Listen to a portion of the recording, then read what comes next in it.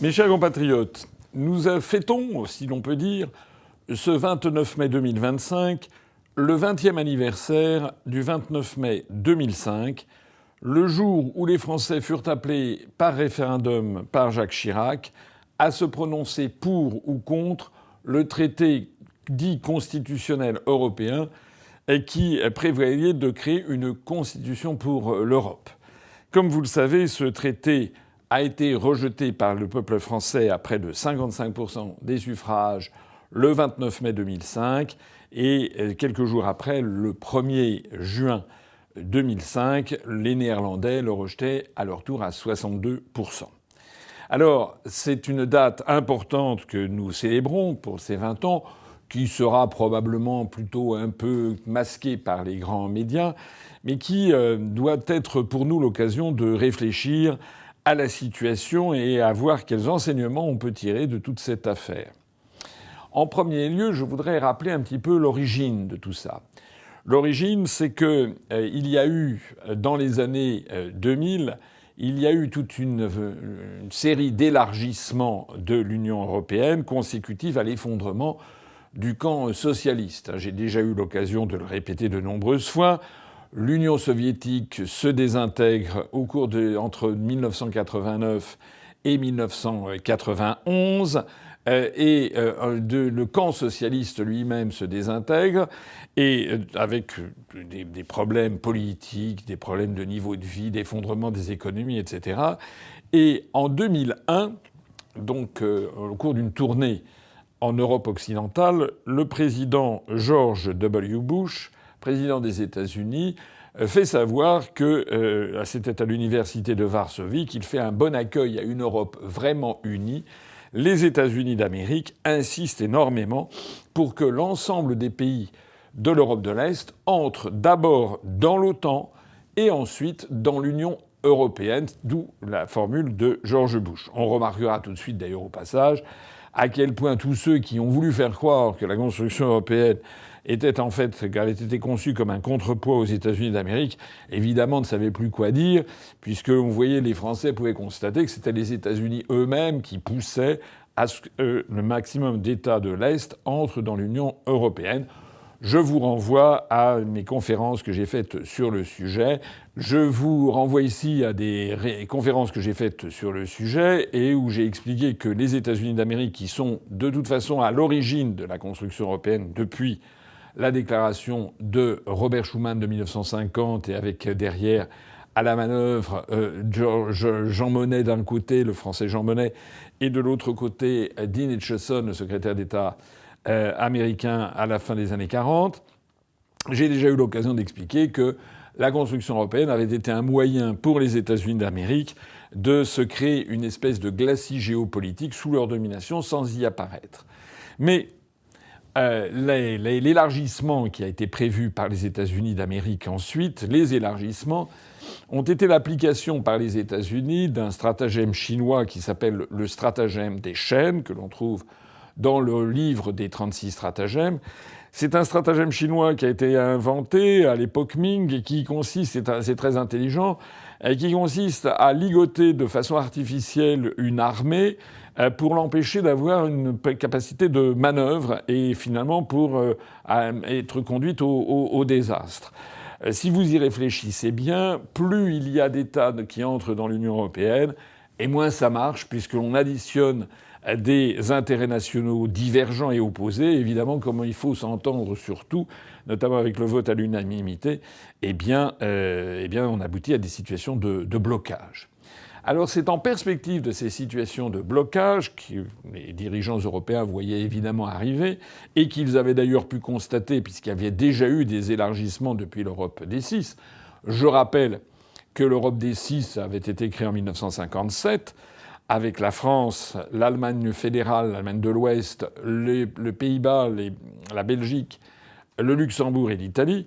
Et puis qu'ensuite, il y avait eu des élargissements à 9 en 1972 avec le Royaume-Uni, l'Irlande et le Danemark. Ensuite, il y avait eu un élargissement à 10 en 81 avec l'entrée de la Grèce. Ensuite, un élargissement à 12 avec l'entrée du Portugal et de l'Espagne en 1992 et ensuite en 1995 un élargissement à 15 avec l'entrée de la Finlande, de la Suède et de l'Autriche. Et à chaque élargissement, on s'était aperçu que l'ensemble devenait de plus en plus ingérable. Et là, il était question, à partir de 2000, des années 2000, de faire entrer de nouveaux États, 10 nouveaux États. C'est dans la perspective de ce très grand élargissement aux pays de l'Est, sur lequel on n'avait absolument pas consulté d'ailleurs les Français, c'est dans la perspective de cet élargissement qu'a été lancé à Laeken, c'est une ville dans la banlieue de Bruxelles en Belgique, au château de Laeken, lors d'un sommet européen, avait été lancée l'idée de faire une convention sur l'avenir de l'Europe qui réfléchirait aux moyens de mieux faire marcher cet ensemble. Et la présidence de cette convention avait été confiée à l'ancien président de la République française, Valéry Giscard d'Estaing, toujours pro-européen et toujours prompt à essayer de montrer qu'il existait toujours politiquement, et donc de s'être mis pour se mettre en avant.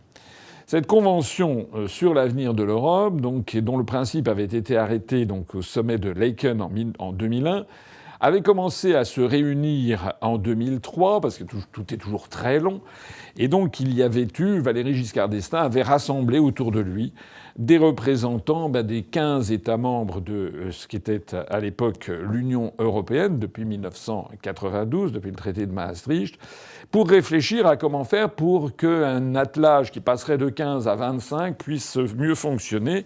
Et puis déjà, on expliquait à l'époque que c'était une création de fonctionnaires qui n'était pas assez démocratique. Donc comment améliorer le fonctionnement démocratique de toute cette affaire ? Évidemment, tout ça, c'était de la poudre aux yeux. J'explique depuis 18 ans que si l'Europe n'est pas démocratique, c'est qu'elle ne peut pas l'être, tout simplement parce qu'il n'y a pas de peuple européen. Il n'y a pas de solidarité naturelle éprouvée entre les Portugais et les Finlandais, les Irlandais et les Grecs, les Français et les Allemands, etc., etc. Donc on postule l'existence d'un peuple européen qui, en fait, n'existe pas. Il n'y a qu'une juxtaposition d'intérêts nationaux qui sont très largement et très souvent opposés les uns aux autres. Donc, on demandait en fait à Valéry Giscard d'Estaing c'était une espèce de ce qu'un mathématicien appellerait une équation surdéterminée. C'est-à-dire, en fait, il y avait trop de contraintes pour pouvoir résoudre l'équation. Et donc, on lui avait donné le bébé, et qui était de parvenir à ce projet d'un nouveau traité. Valéry Giscard d'Estaing, qui avait une certaine idée, non pas de la France, mais une certaine idée de sa personne, avait décidé de bâtir une constitution pour l'Europe. Alors ça, c'était très important à comprendre, c'est que Valéry Giscard d'Estaing s'était dit que ça allait politiquement le servir et qu'il allait être l'équivalent du Thomas Jefferson des États-Unis. Je rappelle que Thomas Jefferson, c'est celui qui avait été à l'origine de la Constitution des États-Unis d'Amérique. Et donc Giscard s'était dit, c'est une très bonne affaire. Avec cette opération, je vais proposer une constitution pour l'Europe et l'histoire, pendant les siècles des siècles, retiendra que moi, Valéry Giscard d'Estaing, j'ai été celui qui a fait la première constitution de ce qu'allaient devenir les États-Unis d'Europe. Alors il ne l'a jamais dit tel quel, mais c'était bien ça qu'il avait à l'esprit. Et s'il n'a pas dit tel quel qu'il voulait ressembler à Thomas Jefferson et créer les États-Unis d'Europe, il a quand même bien décidé d'appeler ça Constitution européenne. Alors ça a été un des points tout à fait fondamentaux sur cette question, c'est que à partir du moment où Giscard appelait ça Constitution, dans l'ensemble des 15 pays de l'Union européenne, les gens, les peuples notamment, mais les gouvernements aussi, ont pris ça très au sérieux. Beaucoup plus au sérieux, finalement, que si ça avait été un simple traité nouveau. Et les gens se posaient des questions. En particulier, il y a eu un débat au Royaume-Uni. Je rappelle que le Royaume-Uni faisait partie de l'Union européenne. Le Brexit n'a eu lieu qu'en 2020. Le référendum sur le Brexit a eu en 2016. Et la sortie définitive de l'Union européenne du Royaume-Uni n'a eu lieu qu'en 2020, donc bien après. Mais donc nous sommes en 2003-2004 pendant cette convention sur l'avenir de l'Europe. Et il y avait eu un débat au Royaume-Uni avec le Premier ministre de l'époque, qui était Anthony Blair, et il y avait des téléspectateurs qui pouvaient poser des questions. Et l'un des téléspectateurs avait posé la question au Premier ministre britannique, mais pourquoi est-ce qu'il faut une constitution européenne, puisque nous n'avons pas de constitution. Il n'y a pas un document en Angleterre qui s'appelle Constitution. C'est essentiellement du droit coutumier qui régit les institutions britanniques. Et ce qui était intéressant, c'était la réponse du Premier ministre britannique de l'époque, qui avait répondu, écoutez, on appelle ça Constitution parce que ce sont les Français qui ont voulu appeler ça Constitution, mais pour nous, ça n'a aucune importance. Pour nous, ça n'est jamais qu'un traité international supplémentaire. Alors ça, c'est vraiment tout à fait fondamental à comprendre. C'est que, j'ai déjà eu l'occasion d'ailleurs de l'expliquer, c'est qu'en fait, on ne peut pas vraiment avoir une constitution européenne, tout simplement parce que les peuples et les langues ne disent pas la même chose, ne pensent pas la même chose derrière le même mot. Voilà. Les Français adorent les constitutions, on est d'ailleurs les champions du monde du nombre de constitutions. Depuis la première constitution qui a eu lieu, qui a été élaborée en 1791. La Constitution de 1791 a eu pour effet de faire de la France une monarchie constitutionnelle.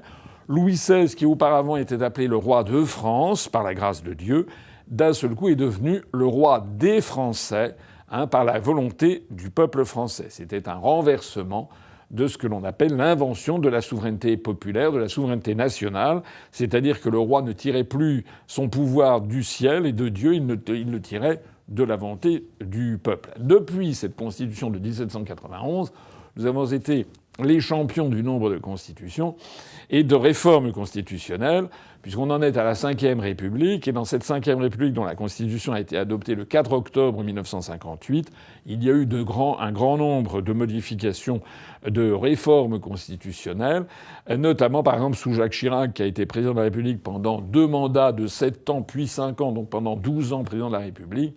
Jacques Chirac, je crois, a procédé à 8 réformes constitutionnelles, ce qui montre que le texte de la Constitution en France est considéré à la fois comme le texte essentiel qui gère les institutions, mais un texte que l'on peut changer, modifier un peu à volonté, quitte à perdre d'ailleurs complètement de vue le sens de ce que c'est qu'une constitution. Normalement, ça réglemente les pouvoirs publics, ça ne fixe pas des politiques. Or, depuis quelques années, on a eu une dérive dans cette direction.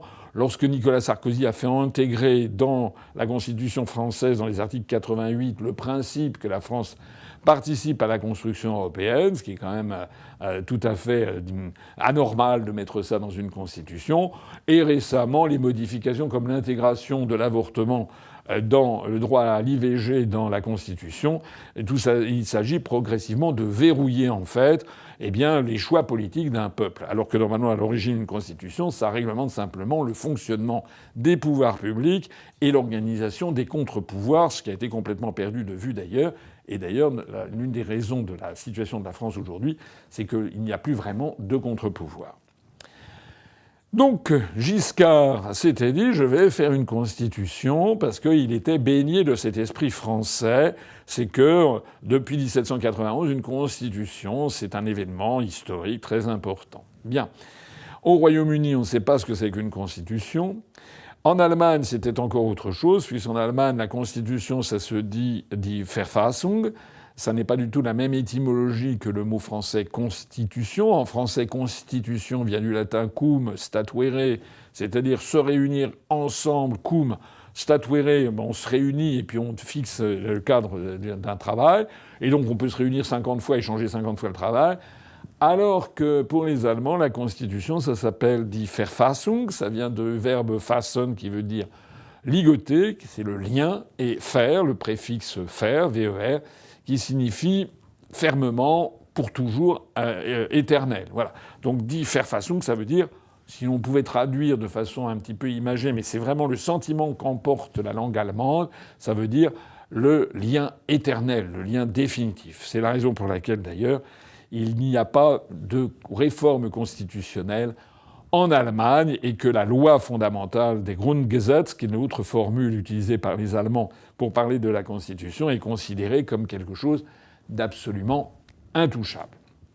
Alors, Giscard a donc lancé son projet, il a réuni un certain nombre de gens, et puis ça a débouché donc en 2004 à ce traité constitutionnel européen qui a été signé par les chefs d'État et de gouvernement des 15 États. Qu'est-ce que contenait ce texte constitutionnel européen, qui se prétendait donc une constitution, parce que Giscard voulait faire plaisir, mais qui en réalité était un traité européen supplémentaire, comme l'avait dit le Premier ministre britannique. Ben, on a découvert que dans ce texte, il y avait la reprise des traités européens antérieurs, puisque j'ai déjà expliqué que depuis le traité de Rome, tous les traités européens sont un peu comme les poupées russes. On reprend les premiers articles, puis on en ajoute d'autres, on modifie la numérotation, plus personne n'y comprend rien d'ailleurs, mais on ajoute des politiques, la politique agricole, la politique avec le traité de Maastricht, on a créé par exemple la politique étrangère et de sécurité commune, on a créé l'espace judiciaire, on a créé l'espace Schengen,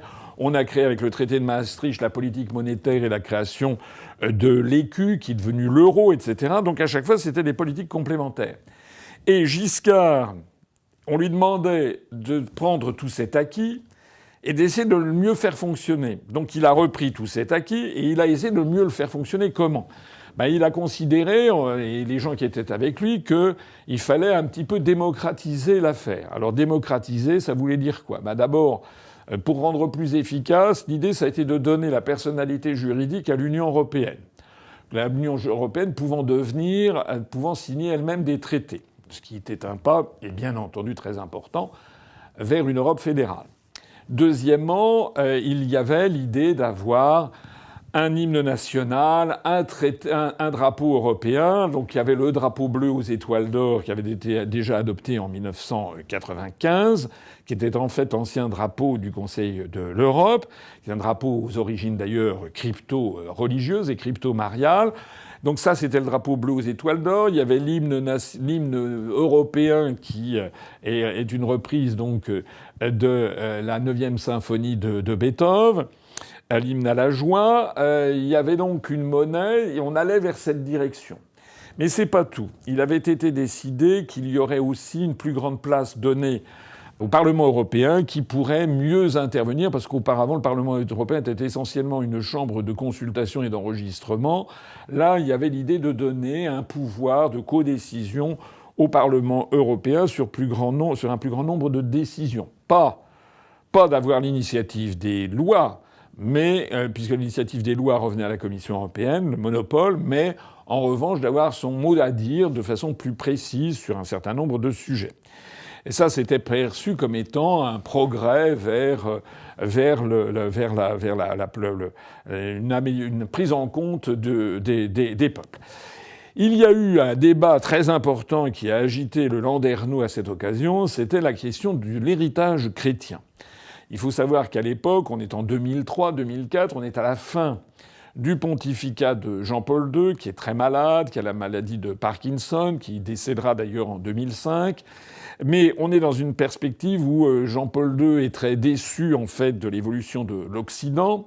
Et il veut faire inscrire, le Vatican insiste pour faire inscrire dans cette constitution européenne, puisqu'il paraît-il que l'on veut faire œuvre historique, Jean-Paul II et les partis démocrates chrétiens à travers l'Europe insistent pour faire inscrire dans la Constitution européenne l'héritage chrétien. C'est une idée qui est soutenue notamment en Allemagne par Angela Merkel, qui est la chancelière d'Allemagne, qui est chrétienne démocrate. C'est une idée qui est extrêmement poussée par les Polonais. Jean-Paul II, comme vous le savez, c'est le pape polonais, d'origine polonaise. La puissance de l'Église catholique est très importante en Pologne, donc la Pologne fait du forcing. Et à contrario, il y a à l'opposé la France avec la République française qui se veut très laïque et qui donc dit qu'il est hors de question de mentionner l'héritage chrétien. Jacques Chirac monte au créneau. Personnellement, je ne suis pas d'accord avec cette position. J'ai déjà eu l'occasion de l'exprimer sur la Constitution française.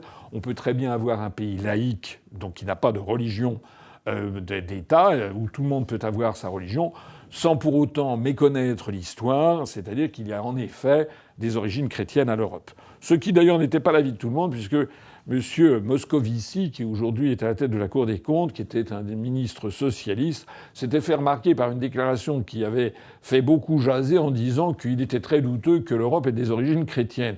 Ce qui est vraiment se moquer du monde, puisque justement, l'Europe, ça a été bâti par l'héritage chrétien, l'héritage gréco-romain, mais quand même d'abord et avant tout l'héritage chrétien. Voilà, donc en matière d'amélioration dans le fonctionnement, il y avait aussi l'idée qu'il n'y aurait pas forcément, les États n'auraient pas forcément tous un commissaire européen, donc c'était une rupture avec l'existant, puisqu'on allait passer de 15 à 25 États. Et donc, on allait vers une espèce d'États-Unis d'Europe qui ne disait pas leur nom. Le mot États-Unis d'Europe n'était pas mentionné, mais il était quand même dans beaucoup d'esprits. Alors, qu'est-ce qui s'est passé ? Il s'est passé que, comme vous le savez, les chefs d'État et de gouvernement ont donc signé ce document. Je crois que c'était le 19 octobre 2004. Mais comme je l'explique toujours, un traité international, après avoir été signé par des plénipotentiaires, doit être ratifié. Et pour la ratification, eh bien, il y a toujours deux formes possibles. La première forme, c'est de la faire ratifier par le Parlement. Alors selon, ça dépend des États. En France, si c'est par tel ou tel, par l'Assemblée nationale qui ratifie, et le Sénat, l'Assemblée nationale en dernier recours. Il y a d'autres pays où c'est simplement la Chambre basse. Et puis il y a d'autres pays, il y a même des pays comme l'Allemagne, par exemple, où le référendum est interdit depuis Hitler. Donc là, c'est forcément une ratification parlementaire. Mais il y a des pays, dont la France, mais pas seulement la France, c'est vrai au Danemark, c'est vrai aux Pays-Bas, c'est vrai en Espagne, c'est vrai dans toute une série d'autres pays, où un traité peut être ratifié par un référendum. Alors, c'est là qu'il s'est passé quelque chose. Il s'est passé quelque chose, c'est qu'il y a un certain nombre de chefs d'État et de gouvernement au sein des 15 pays de l'Union européenne qui se sont dit « c'est quand même quelque chose de très important, ça s'appelle la Constitution ». C'est là où Giscard a été puni, en fait, par là où il avait péché. Si on avait appelé ça un traité, peut-être que ce traité aurait été ratifié en catimini, comme l'avait été le traité d'Amsterdam ou le traité de Nice auparavant, voilà, ni vu ni connu, sans référendum. Mais à partir du moment où on avait appelé ça Constitution européenne, il y a un certain nombre de pays qui se sont dit on va faire des référendums. Alors, pour que ma présentation soit parfaitement exhaustive, il faut que je précise qu'il y avait donc 15 États membres de l'Union européenne, mais il y en avait 10 nouveaux qui allaient entrer en 2005. Il avait donc été convenu que ces 10 nouveaux États, qui devaient par ailleurs signer puis ratifier le traité d'adhésion à l'Union européenne, puisqu'ils n'en étaient pas encore membres, devaient par la même occasion signer et ratifier cette Constitution européenne. D'ailleurs, parfois, c'était dans le même mouvement. Ils ratifiaient à la fois le traité d'adhésion et le traité sur la Constitution européenne. De telle sorte qu'en fait, il n'y avait pas 15 États qui étaient concernés, mais les 25 qui devaient avoir lieu, puisqu'il y avait donc tous les 10 nouveaux États de l'Est, à quoi s'ajoutaient Chypre et Malte, pour passer de 15 à 25. On n'avait d'ailleurs jamais demandé aux Français s'ils étaient d'accord. On ne leur a jamais demandé aux Français s'ils sont d'accord pour faire entrer dans l'Union européenne l'Estonie, la Lettonie, la Lituanie, les Pays-Baltes, la Pologne, la Tchéquie, la Slovaquie, la Bulgarie. Enfin, la Bulgarie et la Roumanie sont entrés uniquement plus tardivement, en 2007, 2 ans après. Mais Chypre ou bien Malte, ça, on n'a jamais demandé aux Français s'ils étaient d'accord. Ça leur a été imposé. Alors, parmi ces 25, eh bien, il y a eu une diversité très, très, très importante de situations, avec certains États qui refusaient de ratifier la Constitution européenne autrement que par le Parlement. J'ai dit qu'en Allemagne, c'est impossible d'avoir un référendum, mais il y a d'autres États qui avaient dit « Ouh là là là là, c'est très dangereux, nous, on va plutôt faire ça par les parlements, parce que si on demande au peuple, c'est pas du tout certain qu'ils acceptent. » Et puis, il y a quand même d'autres États qui se sont dit « On va faire ça par référendum. » Et parmi les États qui se sont dit qu'ils allaient faire ratifier par référendum, il y en a eu quand même plusieurs. Il y a eu le Portugal, l'Espagne, la Pologne, la Suède, le Danemark, les Pays-Bas, le Royaume-Uni, l'Irlande et la France. Jacques Chirac a dit qu'il allait faire ratifier. On en était là, donc Chirac annonce qu'il va faire ratifier par référendum, et la décision est prise en fin 2004, donc, et le référendum est organisé pour le 29 mai 2005. Il faut savoir qu'à l'époque, lorsqu'il y a eu donc le vote au Parlement pour ce traité constitutionnel européen, il y a eu plus de 80% des députés, des parlementaires français qui ont voté en faveur de la Constitution européenne. Les médias que l'on connaît, qui étaient tous pro-européens, pro-européistes, et des instituts de sondage que l'on connaît aussi, ont fait savoir que le peuple français voterait sans problème la ratification par référendum. Des sondages indiquaient fin 2004 qu'il y aurait à peu près 75% de oui et 25% de non. C'est sans doute une des raisons. C'est pas la seule possible. Il y a d'autres raisons possibles. Je vous ferai part de mes intuitions personnelles. Mais c'est sans doute une des raisons pour lesquelles Jacques Chirac a décidé d'avoir recours au référendum. Ce qui n'allait pas toujours de soi d'ailleurs. Valéry Giscard d'Estaing lui-même avait dit « Je suis d'accord pour avoir recours au référendum à condition que la réponse soit oui ». Ça fait partie de ces déclarations qui sont restées dans les mémoires. Il y a eu aussi une déclaration après le nom notamment de Dominique Strauss-Kahn qui avait dit « J'ai toujours pensé qu'il fallait jamais organiser de référendum ».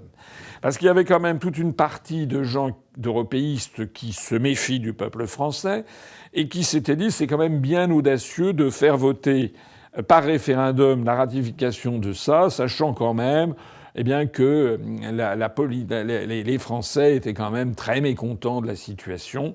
Je rappelle quand même que Chirac avait été élu en 1995.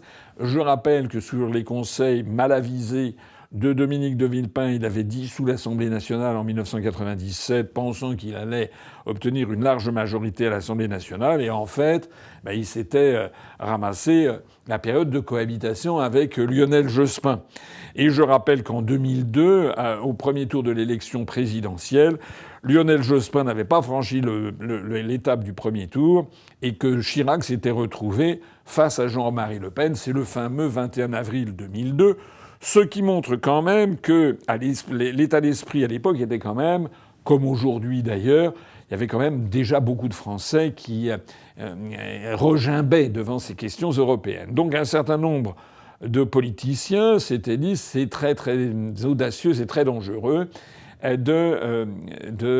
d'avoir recours au référendum. C'était notamment le cas des socialistes, mais il s'est trouvé qu'il y a une autre personne qui est intervenue dans le dispositif pour bien comprendre les événements historiques tels qu'ils se sont passés. C'est qu'à la surprise générale, Laurent Fabius, ancien Premier ministre de François Mitterrand, membre éminent du Parti socialiste, a appelé à voter non. Alors ça a fait un tremblement de terre extraordinaire dans la scène politique française. Il a expliqué qu'il avait regardé, que le compte n'y était pas, que c'était pas assez démocratique, que ci et que ça. Mais évidemment, le problème qu'il y a, c'est que ce qui était prévu à l'origine, c'est qu'il y aurait ce qu'on appelle les extrêmes qui appelleraient à voter non. Le Front National de Jean-Marie Le Pen avait déjà dit qu'il appellerait à voter non. Le Parti communiste français avait déjà dit qu'il appellerait à voter non. Et l'on imaginait volontiers que ce serait en gros le centre, c'est-à-dire les centristes, les socialistes qui voteraient oui dans leur majorité, avec toujours le problème du RPR. Est-ce qu'ils appelleraient à voter oui? Est-ce qu'ils appelleraient à voter non? Sachant que le RPR s'était déjà fracturé aux élections européennes de 1999 suite au traité d'Amsterdam qui avait transféré les questions migratoires à l'Union européenne dans le dos des Français. C'est à ce moment-là que Charles Pasqua avait fait dissidence du RPR avec l'aide de Philippe de Villiers pour créer leur propre liste aux élections européennes de 1999 et ensuite pour créer le RPF qui était une dissociation du RPR. Donc c'est dans ce contexte qui était quand même un petit peu incertain que Laurent Fabius, assez probablement pour des raisons de politique personnelle, pour essayer de revenir dans le jeu politique, puisque Laurent Fabius avait été Son image a été très très largement plombée par l'affaire dite du sang contaminé par les malades du sida, vous connaissez cette histoire. Et donc Florent Fabius, pour essayer de se redonner une jeunesse politique, pour essayer de revenir dans le jeu politicien, eh bien il avait appelé à voter non. Or ça a beaucoup changé la donne, puisque ce qui était prévu normalement dans les médias, c'était de refaire le coup du traité de Maastricht de 1992 et d'expliquer que le camp de la raison, qui allait à l'époque de Chirac jusqu'à Mitterrand aux socialistes, tout ça appelait à voter oui, et que seuls les extrêmes, les communistes et le Front National votaient non. Donc les gens se disaient je vais voter oui, moyennant quoi d'ailleurs le traité de Maastricht n'avait été adopté que sur un fil, qu'à un cheveu, avec 51% des suffrages. Mais là, dans la mesure où Laurent Fabius, ancien Premier ministre de Mitterrand et donc un des hiérarques du Parti socialiste, appelait à voter non, d'un seul coup, le narratif consistant à dire que seuls les extrêmes appelaient à voter non, eh bien, a eu du plomb dans l'aile. Voilà, c'est comme ça que ça s'est passé. Et donc, la campagne électorale sur le référendum de 2005, du 29 mai 2005, qui avait été fixé par Jacques Chirac, a commencé à mal tourner, en fait. Et puis, à ce moment-là, un certain nombre de gens ont commencé à s'intéresser au fond du sujet. C'est à cette occasion, d'ailleurs, qu'une personnalité est apparue sur la scène politique française, et qui est Étienne Chouard, qui était un professeur qui était dans le sud de la France, que personne ne connaissait, mais qui avait créé un blog et qui a été l'un des premiers à prendre l'initiative de regarder minutieusement le texte, de décrypter le texte minutieusement article par article et de critiquer férocement ce qu'il y trouvait. Il a participé d'un mouvement général de gens qui se sont dit « mais au fait, qu'est-ce qu'on veut exactement nous faire voter ?» Alors c'est là qu'on trouve de nouveau le problème du titre Constitution européenne qui avait été inventé par Giscard, c'est que si Étienne Chouard, qui était un professeur comme ça, qui est sorti de l'anonymat en s'intéressant à ça, si Laurent Fabius s'est dit « je vais me refaire un petit coup de politique, etc. », c'est justement parce que tout le monde politique était fasciné par le mot de Constitution européenne. Il n'y avait pas eu du tout le même intérêt pour les traités de Nice, les traités d'Amsterdam, même si les traités de Nice et d'Amsterdam étaient, surtout le traité d'Amsterdam, ou le traité de Nice d'ailleurs, étaient très importants dans l'évolution des institutions européennes. Et c'est aussi parce que ça s'appelait Constitution européenne que Jacques Chirac avait décidé de faire un référendum. Et c'est là que le piège s'est refermé sur les européistes. C'est que les gens ont commencé à regarder la Constitution européenne, ce qu'ils n'avaient jamais fait auparavant. Plus exactement, ils n'avaient jamais regardé les traités européens. Et ils ont découvert que ce texte appelé Constitution européenne n'était en fait qu'un traité européen supplémentaire et qui dressait toute une liste de politiques, notamment en matière de libre circulation des capitaux, libre circulation des hommes et des marchandises. Mais ça, c'était le traité de Maastricht, en fait, qui était repris par Giscard. Et donc, il y avait une pensée ultralibérale qui, sur la libre concurrence, la concurrence libre et non faussée, tout ça n'avait pas du tout été inventé par Giscard. Il l'avait repris dans son texte qu'il avait appelé Constitution européenne. Mais à ce moment-là, il y a beaucoup de gens, et notamment de gens de gauche, mais aussi des gens de droite, qui se sont dit « mais c'est pas une constitution, ce truc-là, c'est qu'on nous verrouille en fait notre avenir ».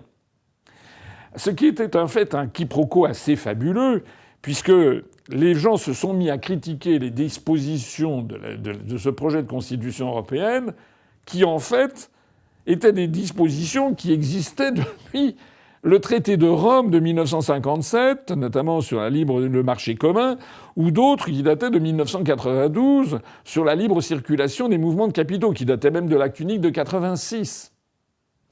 C'est-à-dire que la critique, les gens qui ont appelé à voter non à la Constitution européenne, ont été amenés par les événements à s'intéresser à l'ensemble du contenu et ont été amenés par les événements à s'opposer à des articles qui revenaient au traité de Maastricht de 92, à l'acte unique de 86 ou même au traité de Rome de 1957. C'est-à-dire que c'est tout l'édifice européiste qui était désormais sous le feu des critiques. Ce qui a été évidemment panique à bord chez les européistes et où Laurent Fabius, qui lui-même avait appelé à voter non, a fait l'objet de politique de dénigrement phénoménale émanant de Strauss-Kahn, de François Hollande, qui l'ont considéré comme un traître, mais évidemment qui ouvrait le jeu.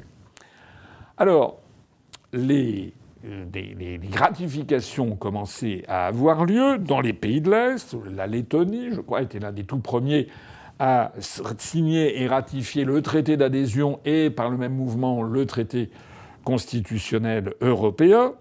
Donc les ratifications se sont faites notamment dans les pays de l'Est, ici ou là. Et puis il y a le premier pays qui a fait un référendum, c'est l'Espagne, qui a fait son référendum et où le oui l'a emporté. Le peuple espagnol a voté oui au traité constitutionnel européen. Et nous arrivons donc à 2005, au mois de mai. Entre-temps, compte tenu de ce que je viens de dire, l'évolution des esprits avait fait que les sondages qui donnaient 75% de oui, 25% de non au mois d'octobre-novembre 2004 ont commencé à évoluer beaucoup, le pourcentage de oui commençant à diminuer, le pourcentage de non commençant à monter. Avec des débats qui ont scandé la campagne, et notamment un fameux débat où Jacques Chirac avait fait venir 80 jeunes, puisqu'il paraît que la construction européenne est plébiscitée par les jeunes, s'adresse aux jeunes. Et il avait donc fait venir 80 jeunes qui avaient, paraît-il, été tirés au sort. Mais dans ce débat, il s'est rendu compte qu'il y avait beaucoup de critiques émanant de jeunes qui avaient 20 ans, 22 ans, qui lui posaient des questions et qui montraient qu'il y avait très peu d'attirance, en fait, pour la construction européenne. Et donc Chirac s'y était mal pris. Il avait manqué d'arguments. Il avait utilisé des arguments en disant que si jamais on votait non, nous serions le mouton noir de l'Europe. Alors cette expression de mouton noir avait fait florès dans les médias les jours suivants. Et en réalité, Chirac avait complètement foiré cette émission. Au point que ça a été un des points tournants de la campagne, c'est que le camp européiste a commencé à vraiment prendre peur. Mon intuition personnelle, qui vaut ce qu'elle vaut, c'est que je me suis toujours demandé, pour avoir vécu de près ces événements, puisque moi j'étais à l'époque encore un peu près de Charles Pasqua, qui avait appelé à voter non, je me suis toujours demandé si en fait Jacques Chirac, derrière cette histoire de référendum, n'avait pas secrètement voulu que ce soit le non qui l'emporte. D'une part parce que la haine de Chirac pour Giscard était devenue légendaire, mais c'est pas seulement la raison. C'est que Chirac m'a plusieurs fois donné l'impression de son vivant de se déclarer en faveur de la construction européenne parce qu'il ne pouvait pas faire autrement, semble-t-il, c'est ce qu'il avait intégré pour devenir président de la République.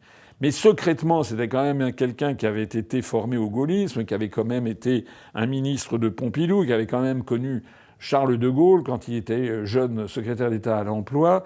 Et moi, à la fin de sa carrière politique, je pense que Chirac avait de sérieux doutes sur les évolutions de l'Europe. Et si un non l'emportait au référendum qu'il avait organisé, finalement, il n'aurait pas forcément été très mécontent. C'est d'ailleurs ce qui s'est passé.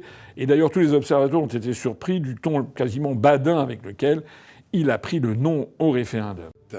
De métropole, d'outre-mer et de l'étranger, la France s'est démocratiquement exprimée. Vous avez majoritairement rejeté la Constitution européenne. C'est votre décision souveraine et j'en prends acte. En attendant, il a fait cette émission avec les jeunes qui a été un échec, et puis les sondages ont commencé à montrer que le non l'emportait, que le non se rapprochait, puis à un moment se croisait, et on était à 50-50, et même 51 pour le non, 49 pour le oui, avec un état de panique à bord. Il faut savoir que il y a eu, d'après les calculs du CSA, 71% du temps de parole à la télévision française en faveur du oui, et seulement 29% en faveur du non. Ce qui était très déséquilibré, mais qui était moins déséquilibré que ce qui s'était passé pour le traité de Maastricht, puisqu'à Maastricht, il y avait eu plus de 85%, je crois, du temps de parole qui avait été donné aux partisans du oui. Alors évidemment, avec 71% du temps de parole pour le oui, les partisans du oui espéraient quand même que le oui l'emporterait, puisque c'est comme ça qu'on manipule en France les élections. J'ai déjà eu 50 fois l'occasion d'expliquer que quand vous avez, comme moi, 0,0% du temps de parole, il ne faut pas s'attendre à faire des résultats mirobolants, parce que tout simplement, les gens ne vous connaissent pas et ne connaissent pas vos arguments. Pourquoi est-ce que Macron a été élu en 2017 ? C'est parce qu'il a eu, avant le premier tour, il a eu un temps de parole absolument inimaginable, et pendant la campagne, il a eu 25 ou 28% du temps de parole et presque 50% du temps d'antenne. Donc c'est comme ça qu'on a forcé les Français à voter pour lui. C'était le calcul qui avait été fait en 2005. Les européistes se sont dit, avec 71% de temps de parole pour le oui, eh bien, ça devrait marcher. Il y a eu toute cette histoire, je pourrais en parler pendant des heures, parce qu'elle est vraiment très intéressante à de nombreux égards. Et il y a eu quelques moments tout à fait cocasses. Il y avait eu un moment qui avait été très, très rigolo, très risible.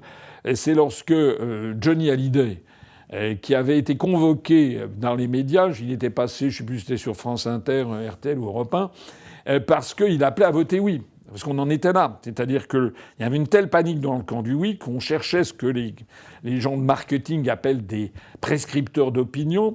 On cherchait des vedettes, des chanteurs, etc., qui pourraient inviter les électeurs un peu ignorants, ne s'intéressant pas beaucoup à la politique, leur dire voilà ce qu'il faut faire. Et comme comme tout le monde sait que Johnny Hallyday était un chanteur extrêmement populaire, on avait invité Johnny Hallyday qui avait appelé à voter oui.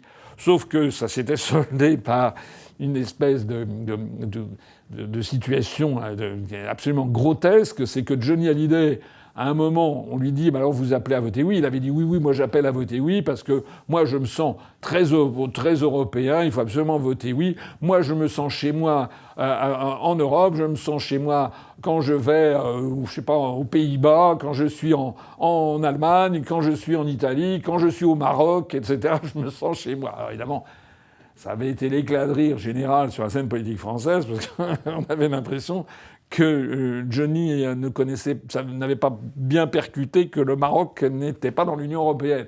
Et il avait au passage ruiné son narratif, puisque d'un seul coup, il avait attiré l'attention sur le fait qu'on n'a pas besoin d'être dans l'Union européenne pour avoir des relations avec des pays qui sont en dehors de l'Union ou dans l'Union européenne. Au bout du compte, le référendum du 29 mai 2005 s'est tenu. Pour ma part, j'ai voté non, et comme j'avais voté non d'ailleurs au traité de Maastricht, et le soir du référendum, il y a eu 55%, alors 54,75%, je ne sais plus combien, enfin 55% des Français qui ont voté non au traité sur la Constitution européenne. Donc d'ailleurs, il est intéressant de regarder la carte. On s'aperçoit que s'agissant de la France métropolitaine, l'écrasante majorité des départements de France ont voté non, avec le record, je crois, a été dans le Pas-de-Calais où il y a eu plus de 62 ou 65% de non. Il y a eu en revanche quelques départements qui ont voté majoritairement oui. D'une part, Paris intramuros et les Hauts-de-Seine où il y a des quartiers très, très chics. Donc c'était un vote plutôt des gens aisés. Pareil pour le département du Rhône avec la ville de Lyon. Pareil pour le département de Haute-Savoie, avec Annecy, où là aussi il y a des gens aisés puis qui sont plutôt de droite. Pareil avec le département du Bas-Rhin, avec la ville de Strasbourg, puisque un certain nombre d'Alsaciens du Bas-Rhin, pas du Haut-Rhin, le Haut-Rhin avait voté non, mais le Bas-Rhin avait voté majoritairement oui, puisque vous savez que c'est à Strasbourg que se trouve d'ailleurs un des deux hémicycles du Parlement européen. Et puis ici, ajouté à ça, la Bretagne, quasiment tous les départements bretons et même la Loire-Atlantique avaient voté oui. Donc c'était une singularité par rapport au reste de la France, à une seule exception, qui est le département des Côtes-d'Armor, qui est traditionnellement un département beaucoup plus à gauche. Et on s'est aperçu que le vote de gauche, et notamment l'influence de Fabius, avait été tout à fait déterminante pour inciter un certain nombre de gens de gauche, d'électeurs de gauche, à voter non, alors qu'ils ne l'auraient peut-être pas fait parce qu'ils auraient été sensibles au discours contre les extrêmes. On aurait dit, si vous votez non, vous votez comme Le Pen, comme Villiers, comme Pasqua, comme, je sais pas, Robert Hue, ou comme l'extrême gauche, Laguille, etc. Alors que là, ils disaient, non, moi je vote comme Laurent Fabius. Voilà. S'agissant de... Ça, c'est de la France métropolitaine. S'agissant de l'outre-mer, tout l'outre-mer avait voté oui, sauf quand même l'île de la Réunion, qui est le département le plus peuplé de l'outre-mer et celui qui sociologiquement est le plus proche peut-être de la composition de la métropole. Et puis également, je crois, la Nouvelle-Calédonie avait voté non à ce traité. Alors, ça a été évidemment un coup de tonnerre terrible dans l'histoire de l'Europe. Et alors, ça a été d'autant plus un coup de tonnerre qu'il était prévu que le troisième référendum ait lieu aux Pays-Bas le 1er juin, donc quelques jours après. Nous, c'était le 29 mai 2005. Le 1er juin 2005, les Néerlandais ont voté. Et comme les Français avaient voté non à 55%, ça a eu un effet d'entraînement sur les Néerlandais où les eurosceptiques ont pris appui sur le résultat français. Et les Néerlandais, donc le 1er juin, ont voté non à 62%.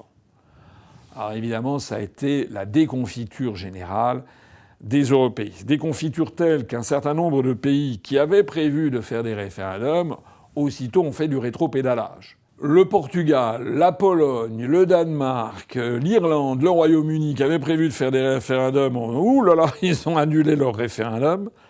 Ils ont dit on verra, on va voir ce qui va se passer. Mais ils ont annulé le référendum en repoussant à plus tard. Et puis la République tchèque et la Suède, qui avaient prévu de faire un référendum, ils ne l'ont pas annulé formellement, ils ne l'ont jamais tenu. Voilà. Et donc tout le monde s'est dit il va falloir trouver une solution. Voilà.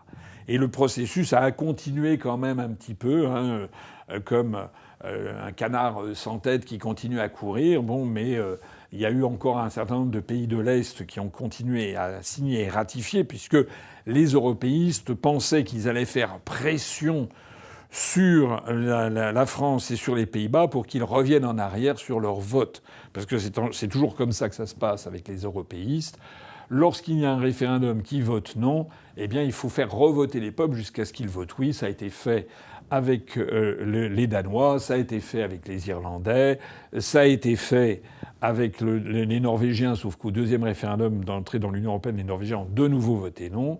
Et c'était le projet vis-à-vis des Français et des Néerlandais. Alors, le problème qui s'est passé, c'est que un certain nombre d'observateurs, notamment en France, ont fait savoir que c'était pas possible, que les esprits avaient été tellement échauffés qu'il était impossible d'organiser un nouveau référendum en France où on aurait mieux expliqué la situation aux Français. Et donc, à partir de ce moment-là, la suite des événements, ça a été quoi? C'est qu'on était en 2005. Il a été décidé d'attendre 2 ans, de ne plus en parler, de mettre ça au réfrigérateur pendant 2 ans. Les européistes considérant qu'il allait y avoir l'élection présidentielle en France en 2007, et Nicolas Sarkozy, qui avait été un ardent partisan du oui, partant en pole position pour succéder à Chirac à l'Élysée, avait lancé cette idée absolument cynique et pernicieuse de dire en fait on va signer et ratifier un nouveau traité, un mini-traité. Donc l'idée de Sarkozy, qu'il a vendue aux autres chefs d'État et de gouvernement européistes, c'était de dire laissez-moi me faire élire à l'Élysée et moi je serai d'accord pour qu'on fasse un mini-traité. Il avait d'ailleurs dans sa profession de foi pour l'élection présidentielle de 2007 inscrit, alors en toute petite note sur la profession de foi, qu'il ferait un nouveau traité européen. Voilà. En réalité, les électeurs français ont voté pour Sarkozy en 2007 parce qu'il était le candidat de la droite, parce qu'il était porté par les médias, parce que face à lui, il avait Ségolène Royal qui avait fait quand même un certain nombre de bourdes homériques et historiques. Et donc les Français, lorsqu'ils ont voté au deuxième tour en 2007 entre Ségolène Royal et Nicolas Sarkozy, il n'y en a pas eu 1 sur 100 qui s'est dit « je vais voter pour Sarkozy parce qu'il veut un nouveau traité européen ». Ils ont voté pour Sarkozy contre Ségolène Royal, tout simplement. Donc c'est en fait une arnaque dont s'est ensuite prévalu Nicolas Sarkozy sur le thème « mais non, je suis tout à fait légitime pour adopter un nouveau traité puisque j'ai jamais mentionné ça dans ma profession de foi ». Qu'est-ce que c'est que ce nouveau traité ? Il a fait l'objet de négociations. Il a débouché en 2008 sur ce que l'on a appelé le traité de Lisbonne. lequel traité de Lisbonne a repris en fait toute la constitution européenne de Giscard, qui avait été rejetée par les Français, mais en faisant deux traités, le traité de l'Union européenne et le traité sur le fonctionnement de l'Union européenne, en reprenant en fait des traités antérieurs, alors que justement la démarche de Giscard, ça avait été de tout rassembler en un seul traité. Donc Sarkozy revient à l'idée de deux traités, le TUE et le TFUE, un traité de l'Union européenne, traité sur le fonctionnement de l'Union européenne, celui que j'appelle le TU et le TFU, pour bien mémoriser.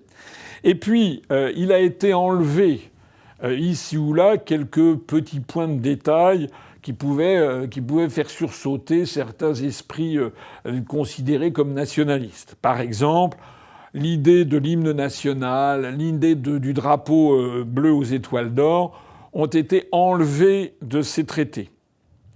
Il y a eu aussi l'idée d'introduire plus de démocratie, donc une espèce d'initiative citoyenne où les citoyens européens peuvent faire des pétitions pour demander à Sa Majesté la Commission européenne de bien vouloir examiner tel ou tel sujet.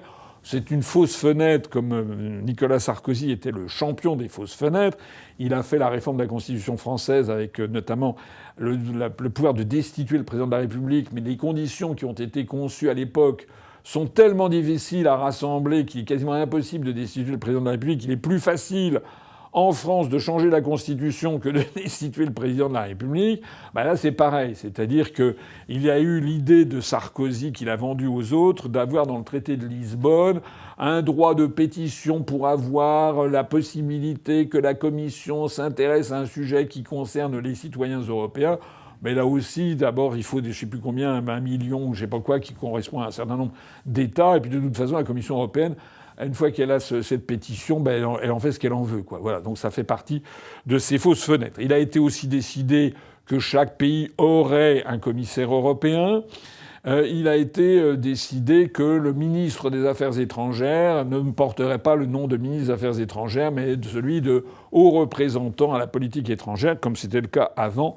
C'est-à-dire, en fait, toutes ces espèces d'inventions sémantiques, de nouveaux mots qui avaient été inventés par Giscard pour aller dans la direction des États-Unis d'Europe, pour aller montrer qu'on était en train de constituer un État, tout ça avait été retiré, ce qui ne changeait strictement rien au fond d'ailleurs de la question. Ça s'est fait d'ailleurs avec beaucoup d'hostilité d'un certain nombre d'États. Et notamment, il y a eu beaucoup d'États qui ont décidé que dans ce traité de Lisbonne, il y aurait des déclarations interprétatives de toute une série d'États. Et notamment, donc, chaque État, pas tous, mais il y a beaucoup d'États qui ont mis leur grain de sel en disant « moi, je comprends le traité comme ci, moi, je comprends le traité comme cela ». Par exemple, il y a la fameuse déclaration 52 qui a été annexée au traité de Lisbonne, où l'on apprend qu'il y a toute une série d'États qui considèrent qu'ils veulent garder le drapeau bleu aux étoiles d'or, l'hymne européen, etc. Regardez le texte de cette déclaration 52. La Belgique, la Bulgarie, l'Allemagne, la Grèce, l'Espagne, l'Italie, Chypre, la Lituanie, le Luxembourg, la Hongrie, Malte, l'Autriche, le Portugal, la Roumanie, la Slovénie et la Slovaquie déclarent que le drapeau représentant un cercle de 12 étoiles d'or sur fond bleu, l'hymne tiré de l'Ode à la joie de la 9e symphonie de Ludwig van Beethoven, la devise unie dans la diversité, l'euro en tant que monnaie de l'Union européenne et la journée de l'Europe le 9 mai continueront d'être pour eux les symboles de l'appartenance commune des citoyens à l'Union européenne et de leur lien avec celle-ci. Voilà. Donc vous voyez cette déclaration 52 qui montre que... Alors la France, Nicolas Sarkozy s'était dit on va retirer ça parce que finalement ça n'a pas beaucoup d'importance, pour faire plaisir aux Français, hein, pour pas les mettre en colère, ça n'a pas grande importance. En revanche, vous voyez une ribambelle d'États qui ne l'ont pas entendu de cette manière et qui ont dit que eux, de toute façon, ils continueraient.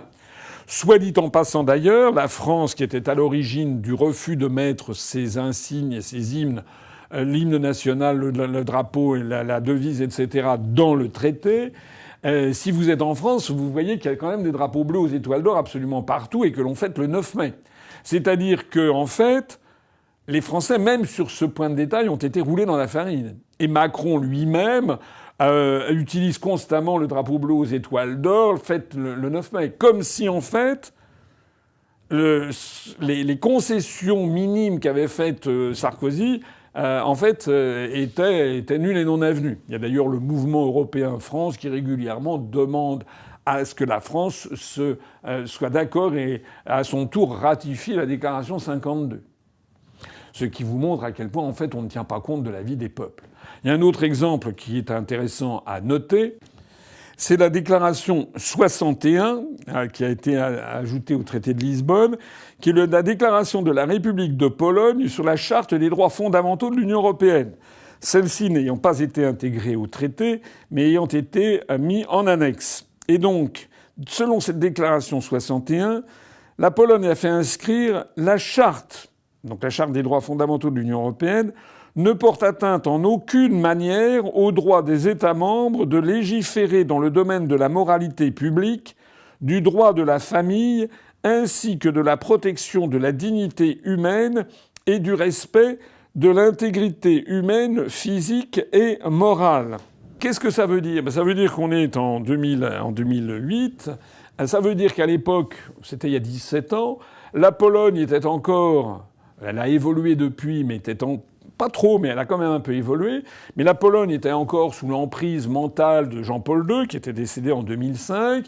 La Pologne était encore extrêmement catholique, même si aujourd'hui le poids de l'Église catholique diminue en Pologne. Il reste important, mais il a diminué quand même sensiblement. Et donc, la Pologne voulait, par cette déclaration, montrer que la Charte des droits fondamentaux ne s'appliquerait pas à elle. Et quand il parle de moralité publique, ça voulait dire que très précisément, le gouvernement et les autorités polonaises ne voulaient pas qu'on les oblige à faire des campagnes LGBT, par exemple. C'est ça qu'ils avaient à l'esprit en 2008. Et donc, ça veut donc dire au passage que vous savez qu'aujourd'hui, il y a très régulièrement des procès d'intention ou des leçons de morale qui sont données au gouvernement polonais ou qui est régulièrement menacé qu'on lui retire d'ailleurs telle ou telle de ses subventions parce que, justement, il y a des politiques qui sont jugées discriminatoires à l'égard des LGBT, en disant que c'est contraire aux valeurs européennes.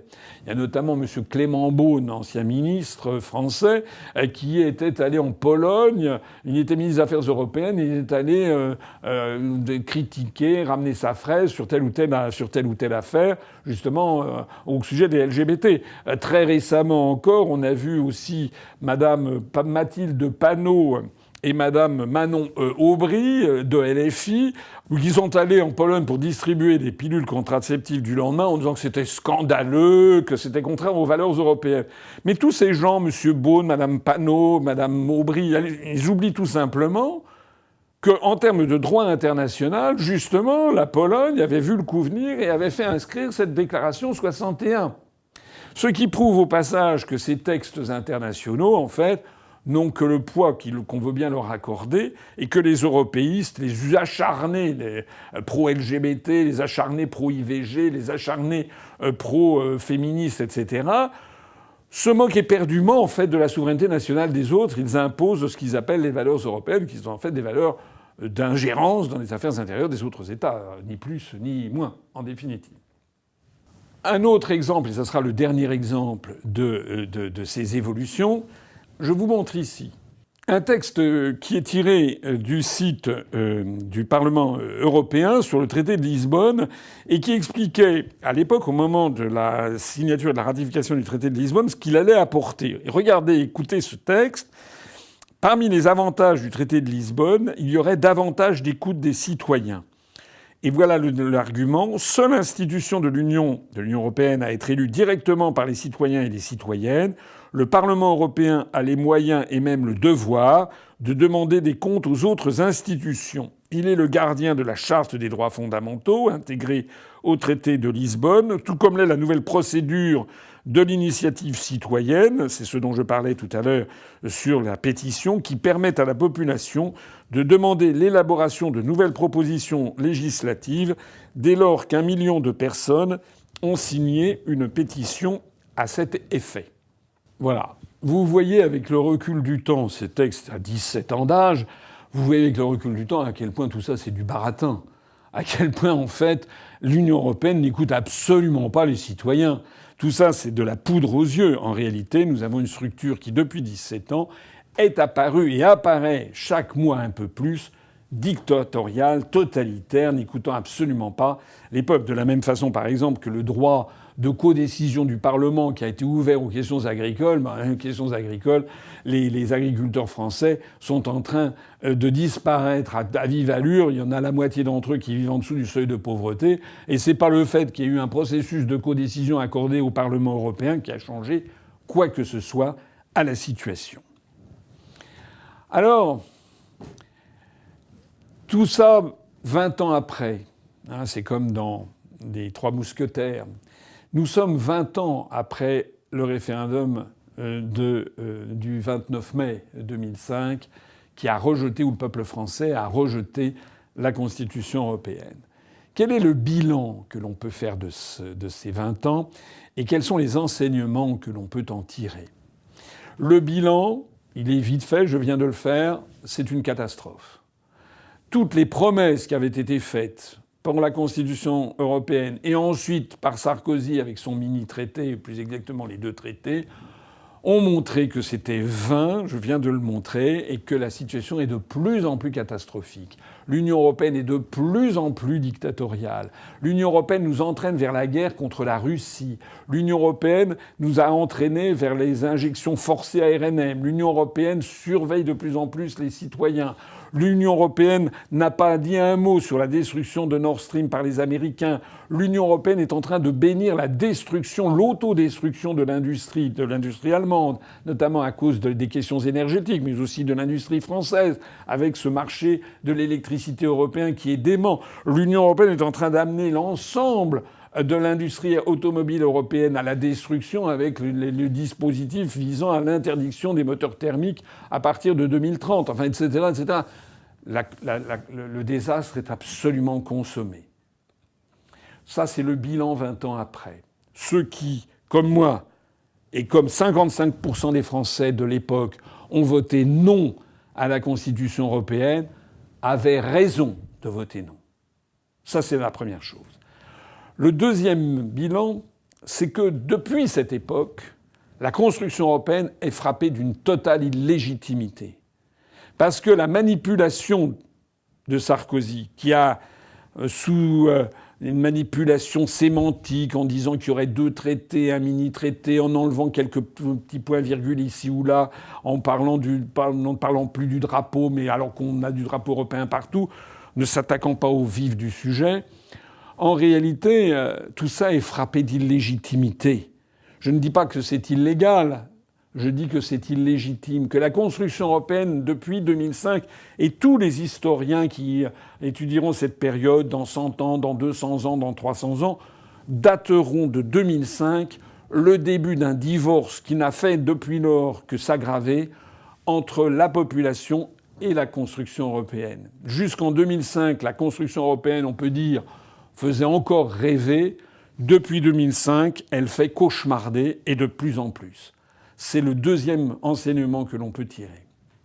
Et puis il y a un troisième enseignement que l'on peut tirer, que moi j'ai tiré d'ailleurs 2 ans après, en créant le 25 mars 2007, le jour du 50e anniversaire du traité de Rome, j'ai créé l'Union populaire républicaine, pour appeler les Français à sortir de l'Union européenne qui n'est pas réformable.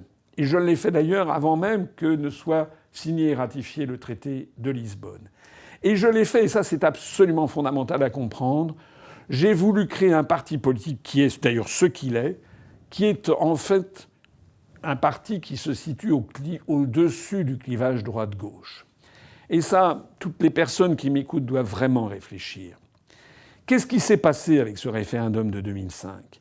Si le non l'a emporté, c'est qu'il y a eu dans les urnes le mélange des voix des gens qui votaient traditionnellement pour Jean-Marie Le Pen, ceux qui votaient pour Philippe de Villiers, ceux qui votaient pour Charles Pasqua, qui se sont retrouvés à dire non, comme ceux qui votaient pour Arlette Laguillet, comme ceux qui votaient pour le Parti communiste français, ou comme ceux qui votaient pour une partie du Parti socialiste français, notamment les Fabiusiens.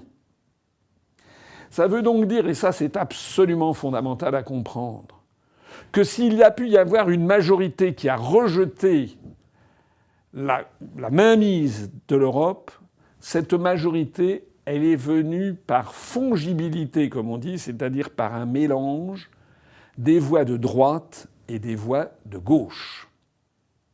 Et c'est l'analyse que j'ai faite sur le coup, et c'est l'analyse qui m'a permis et qui m'a incité à créer l'Union populaire républicaine, parce que cette analyse-là, on la retrouve tout au long de notre histoire de France, et en particulier lors de la création du Conseil national de la résistance en 1943.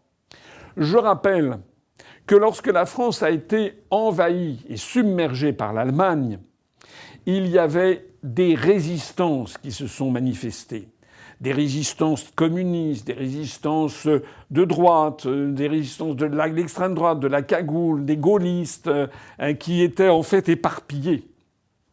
Et le Conseil national de la résistance, qui a tenu sa première réunion le 27 mai 1943, sous la houlette de l'envoyé de Gaulle, De Gaulle étant à Londres, mais l'envoyé de Gaulle étant Jean Moulin, ce Conseil national de la résistance a fédéré les résistances pour créer la résistance avec un grand R. Et dans cette résistance avec un grand R, eh bien, il y avait des Français venus de tous des endroits, notamment venant de la droite et venant de la gauche. Regardez cette photo qui a été prise un petit peu plus tard en 1944, après la mort de Jean Moulin. À l'époque, il est présidé par Georges Bidault, qui donc a succédé à Jean Moulin. Et dans ce Conseil national de la résistance, eh bien, il y a des Français venus de tous les horizons. En particulier Pierre Villon, de ce qui était à l'époque le Front national de la résistance, rien à voir avec le Front national de Jean-Marie Le Pen créé en 1972. Là, c'était en fait créé par le Parti communiste français. Pierre Villon était un communiste qui a d'ailleurs été l'un des principaux rédacteurs du programme du CNR. Il y avait Roger Coquoin, d'une organisation qui s'appelait Ceux de la Libération, qui était un des organismes de résistance, situé à gauche. Jacques Lecomte-Boinet pour Ceux de la Résistance, Charles Laurent pour Libération Nord, Pascal Copeau pour Libération Sud, Jacques-Henri Simon pour Organisation civile et militaire, Ginette Cros pour le Fonds patriotique de la jeunesse, Claude Bourdet pour Combat et Eugène Claudius Petit pour Franc-Tireur. C'étaient les 8 grands mouvements de résistance. Ici étaient ajoutés les représentants des 2 grands syndicats d'avant-guerre qui s'étaient reconstitués dans la clandestinité, Louis Saillant pour la CGT, Gaston Tessier pour la CFTC. Et il s'y étaient ajoutés les représentants de 6 principaux partis politiques de la Troisième République, André Mercier pour le Parti communiste français, l'extrême gauche communiste, André Le Troquer pour la SFIO, la gauche socialiste, Marc Rucard pour le Parti radical, Georges Bidault pour le Parti démocrate populaire, qui était la démocratie chrétienne, Joseph Laniel pour l'Alliance démocratique, la droite modérée et laïque, Jacques de Bubridel pour la Fédération républicaine. Il s'était d'ailleurs ensuite ajouté à la demande d'ailleurs de Charles de Gaulle des représentants de la cagoule, c'est-à-dire de l'extrême droite, mais une extrême droite anti-allemande et anti-hitlérienne. Cet enseignement-là, il est fondamental à comprendre. Il explique pourquoi j'ai créé un parti politique qui s'est situé d'emblée au-dessus du clivage droite-gauche. Parce que si l'on veut que la France se libère un jour de la prison européenne, nous devons absolument rassembler des Français de droite et de gauche, parce que seul ce rassemblement permettra d'atteindre la majorité. Or, qu'est-ce qu'il se passe ? Eh bien, il se passe qu'aujourd'hui, nous n'avons pas une résistance, nous avons des résistances. Nous avons aujourd'hui des forces qui font absolument tout pour empêcher l'UPR de fédérer autour d'elle ces résistances.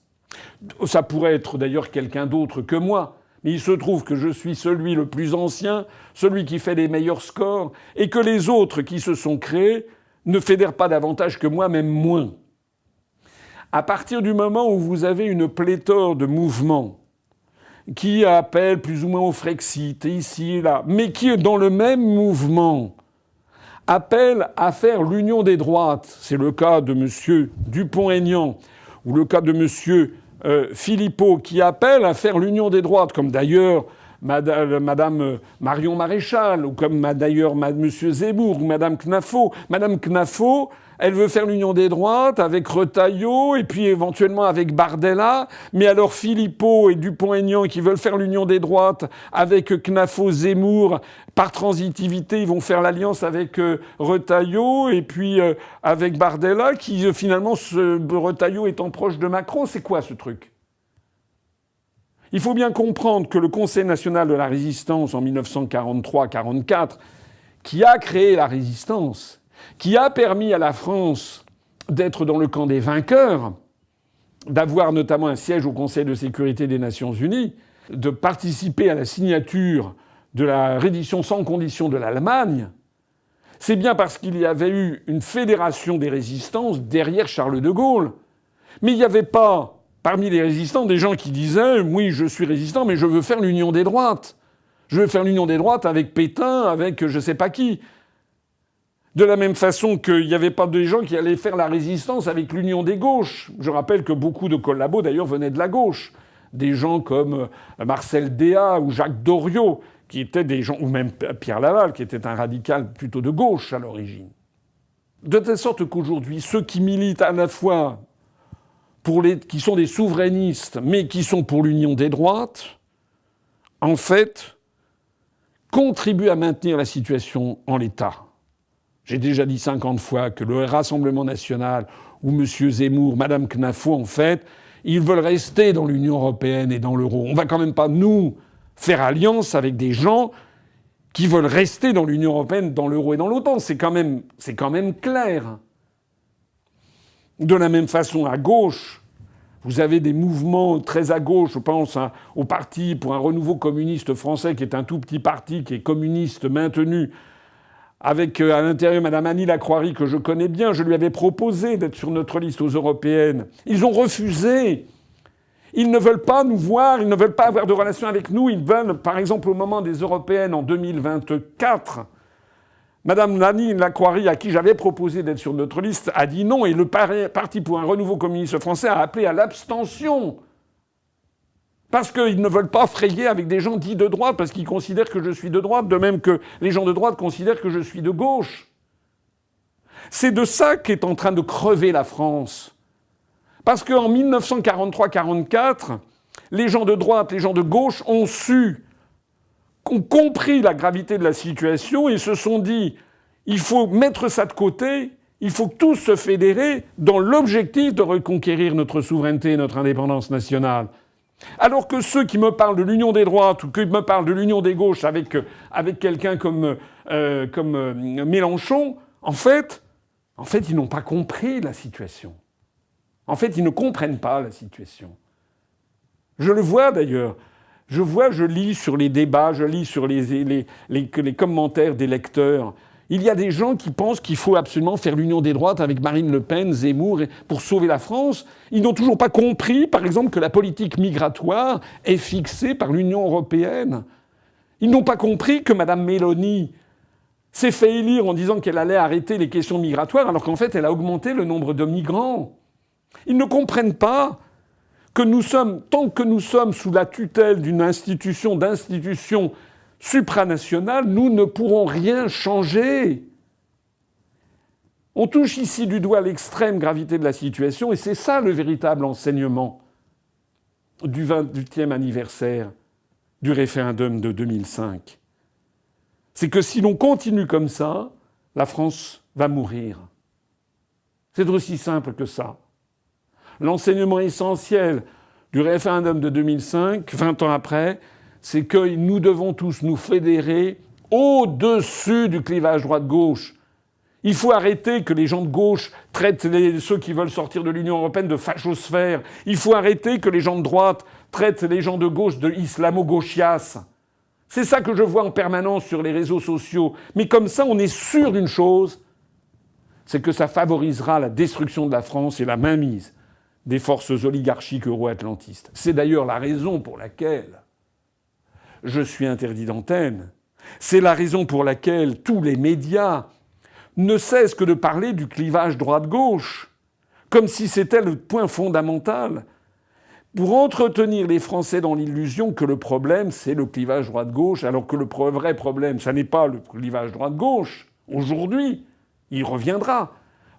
Le vrai clivage aujourd'hui, c'est entre ceux qui acceptent le fait que la France est devenue une province subordonnée à des forces transnationales qui siègent à Bruxelles, à Francfort et à Washington, et ceux qui ne l'acceptent pas. De la même façon qu'en 1943, le clivage essentiel, c'était pas entre la droite et la gauche, c'est revenu ensuite. Le clivage essentiel en 1943, c'était entre ceux qui acceptaient que la France soit devenue une puissance subordonnée à l'Allemagne hitlérienne et ceux qui ne l'acceptaient pas. Je terminerai cette vidéo absolument essentielle à comprendre sur le fait que nous, à l'UPR, nous ne nous contentons pas de déplorer une situation. Nous avons créé un mouvement politique qui attire des gens de droite et d'extrême droite, de gauche et d'extrême gauche, des gens de toutes les origines sociales, de toutes les origines religieuses, ethniques, sociologiques, des Français depuis 50 générations et des Français depuis 0 génération, des immigrés récents et des Français de souche. Tous ceux qui veulent libérer la France. Et nous avons un véritable programme. Nous ne nous contentons pas de déplorer la situation.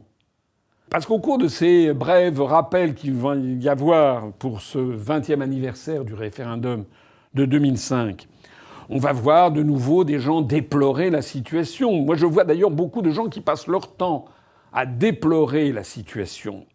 Mais il faut voir que ça a quelque chose de complètement désespérant. Est-ce que vous imaginez un médecin, un groupe de médecins, qui devant un patient lui dirait année après année « Oh là là, ce que vous avez est très grave, c'est très très grave, c'est très grave, c'est extrêmement grave, c'est immensément grave », sans jamais lui donner une solution. Quand je vois un certain nombre de responsables d'autres partis politiques qui dénoncent la question européenne, quand je vois des essayistes politiques, des journalistes même parfois qui dénoncent les méfaits de la construction européenne qui, il est vrai, sont devenus flagrants, mais jamais ils ne proposent la solution. C'est quoi la solution ?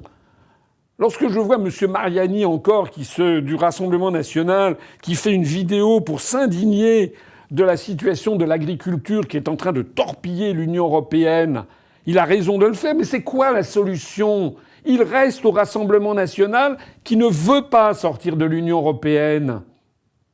Lorsque je vois des journalistes, des responsables politiques, des essayistes, jour après jour, dénoncer la question européenne, mais qu'ils ne viennent pas à l'UPR. Pourquoi est-ce qu'ils ne viennent pas chez nous ?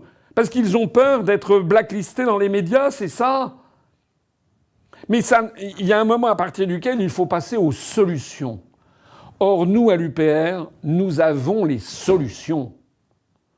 Contrairement à ce qu'une rumeur urbaine a voulu faire croire, il y a des gens qui pensent qu'à l'UPR, nous n'avons qu'une seule idée, c'est de sortir de l'Union européenne. Ce sont des gens qui n'ont jamais regardé notre programme politique, qui est le programme le plus complet de tous les partis politiques français, le plus précis, mais également le programme qui est le seul applicable, puisque justement, les mesures de sauvegarde de la France ne peuvent être prises que dans le cadre de la sortie de l'Union européenne, de la sortie de l'euro et de la sortie de l'OTAN. Nous avons des solutions pour résoudre la dette française et l'endettement français. Je l'ai déjà expliqué.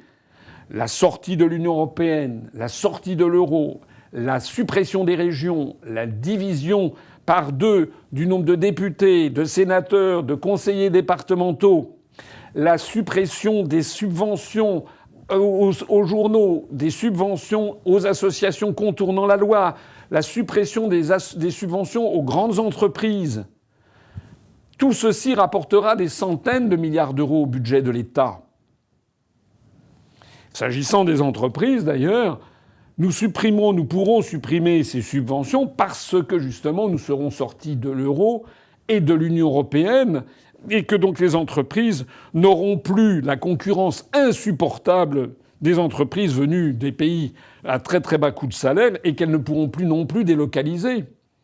Parce que nous leur redonnerons une capacité à être compétitives sur leur marché intérieur. Nous avons des solutions sur la guerre. Nous voulons sortir de l'OTAN. Nous ne voulons pas faire la guerre à la Russie. Nous ne voulons pas que la France s'engage dans un processus qui pourrait entraîner notre destruction. Nous avons la solution. Nous avons la solution aussi sur la concorde nationale. J'ai déjà expliqué que nous sommes contre le communautarisme, que nous voulons favoriser l'entente entre l'ensemble des Français, que nous voulons que les Français puissent être certains que la France restera la France. Nous sommes le seul parti politique français qui propose de marier les deux à la fois. Les Français veulent que la France reste une république laïque, mais pour autant les Français ne veulent pas que la France perde ses origines et perde son identité nationale qui a été forgée par 1500 ans de christianisme. Nous sommes le seul parti politique à proposer d'inscrire dans la Constitution française que la France est une république laïque, ça c'est déjà inscrit, mais on y ajoute de traditions chrétiennes. J'ai déjà expliqué que tous les Français, y compris les Français d'origine immigrée d'Afrique qui sont musulmans, il y en a énormément qui nous approuvent sur ce sujet, parce que la France doit défendre son identité nationale, et d'autant plus d'ailleurs qu'elle respectera l'identité nationale, culturelle, civilisationnelle des autres peuples du monde. Parce que, en définitive, si j'écoute l'extrême droite ou si j'écoute l'extrême gauche, c'est quoi leur programme politique ? C'est quoi le programme de monsieur Zemmour? Si j'ai bien compris, il a dit qu'il avait 25 000 étrangers dans les prisons françaises, il a donc chassé les 25 000 étrangers, les envoyé à l'étranger. Mais il fait comment? Il fait comment s'il y a les autres pays étrangers refusent de les reprendre? Il leur fait la guerre? Moi, sur ces questions, j'ai dit que nous devons arrêter l'immigration. Et ça veut dire sortir de l'Union européenne, puisque l'Union européenne nous impose 4 millions de migrants supplémentaires par an. Ce que M. Zemmour, Mme Knafo, ou M. Bardella, Mme Le Pen, M. Dupont-Aignan ne disent jamais. Ils veulent rester dans l'Union européenne, qui nous impose 4 millions de migrants par an.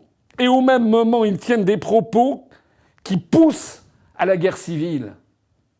Et ce que je dis là de l'extrême droite, je pourrais le dire de la même chose de l'extrême gauche. Il veut quoi, M. Mélenchon, LFI et Mme Hassan et M. Émeric Caron? Ils veulent quoi, en définitive? Ils veulent vraiment leur projet politique, c'est une guerre civile en France entre les musulmans d'un côté, les juifs de l'autre, et puis les Français entre les deux. C'est ça qu'ils veulent? Parce que tout ce petit monde veut rester dans l'Union européenne, qui d'ailleurs nous impose des politiques étrangères. Nous avons la solution aussi sur la question du Moyen-Orient.